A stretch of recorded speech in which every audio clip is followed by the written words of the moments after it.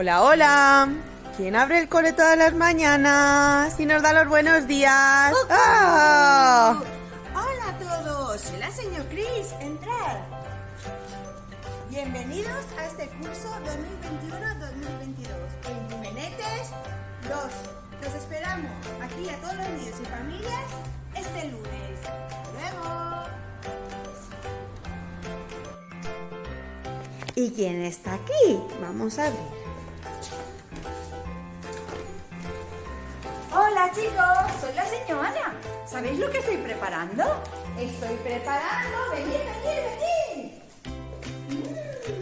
Para poder comer con nosotros. El lunes nos vemos.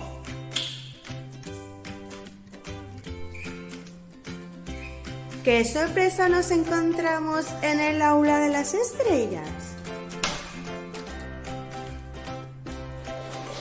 Hola, soy la señora Lorena.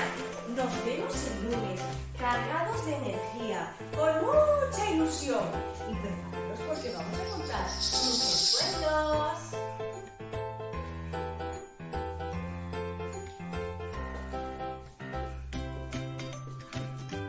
¡Nos vemos el lunes!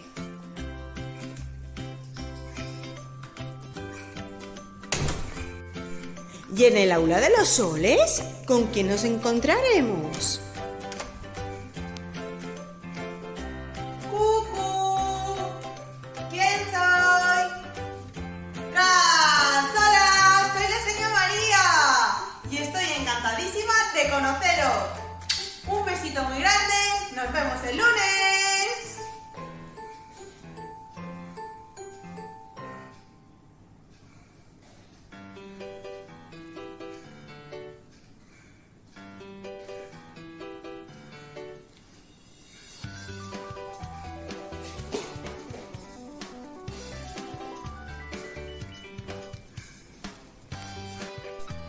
¿Y quién estará en la clase de las lunas?